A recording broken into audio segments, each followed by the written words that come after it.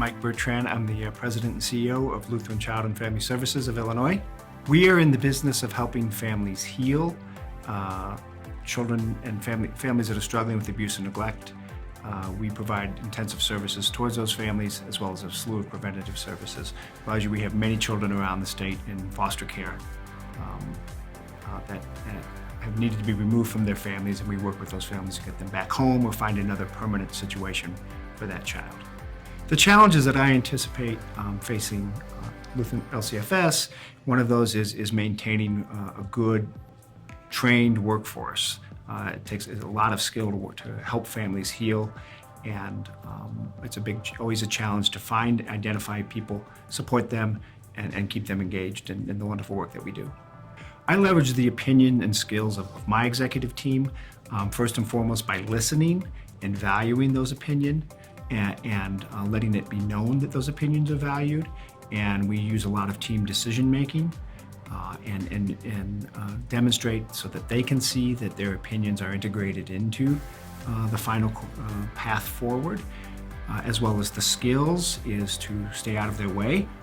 They're hired for their skills, they're hired for their knowledge and experience, and I expect them to operate fairly independent in utilizing those skills, which means I need to stay out of their way and let them shine.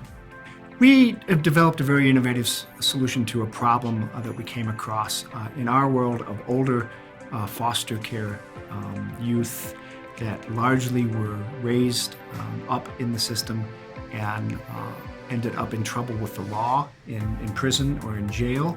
And we looked for a program around the country that was serving specifically those children.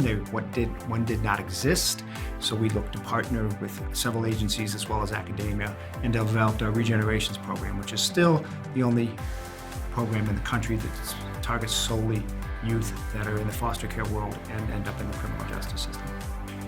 At LCFS, we value human capital extensively. We're in the human capital business. That's what our product is. We help individuals that are struggling marshal their human capital and get back on track towards success. And we have to, so we know that we do that through our own staff and their human capital. So we are very purposeful in doing all that we can to attract strong, good people, and then how do we help them foster that capital? We provide academic assistance, educational assistance. We do all that we can to provide opportunity with our organization for them to learn more and to feel that they're not just there giving, but they're also getting as an employee and developing further their capital and their professionalism. What LCFS pursues relentlessly is who are the people that are not getting served, that are not getting the help that they need. And usually that's because no one knows how to help them. So what we do is first identify what those needs are, look at how programming can be developed. And in business terms, that's called an untapped market. So we looked at it in human service terms, it's who is not getting the help because they're too hard to serve. How can we develop the product, which is the services, for them to be successful? And how do we pursue those untapped markets?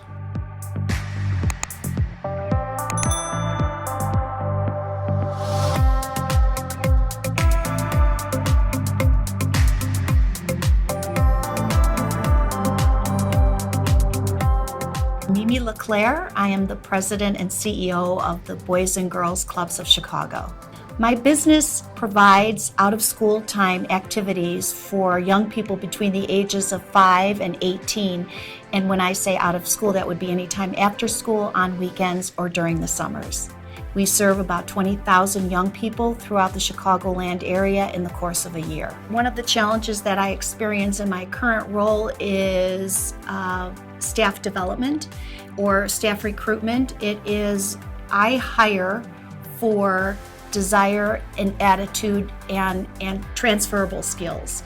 And if somebody doesn't have the experience that I'm looking for, if they have the other three, if they have the desire and attitude and transferable skills, I hire for them. And in order to, it's difficult to keep somebody for more than 2 years, so we are challenged to figure out ways to retain our employees for an extended period of time. Another challenge, I think, is to really articulate what our differentiator is as an organization. There are a number of organizations that serve young people, and what makes the Boys and Girls Clubs of Chicago different than these other organizations is a challenge to make certain that our publics understand what that is. Another challenge would be resource development. There is enormous competition for funds in the philanthropic world, and it is, I think, the better we can communicate the difference that we're making, the more that the resource development challenge gets easier and goes away. I think I've learned to lead with yes. Yes, I can. Yes, we can. Yes, we will give it a try. I've learned that if we lead with the positive, and if somebody has a good idea or a good suggestion, say yes first. And then as we go through the process, we might come to the decision together that it's not the best opportunity for us. But I've worked for leaders in the past that I call them, they sort of came from a glass half empty perspective. And I think it's always a better idea to come with a glass half full. So I try to lead with yes or the positive however I can and whenever I can. I leverage the opinions and skills of my executive team by listening. I have selected them to be a part of my leadership team because of their diverse and varied skills and opinions. I don't want to have a team of yes men who say yes to everything that I want to be challenged.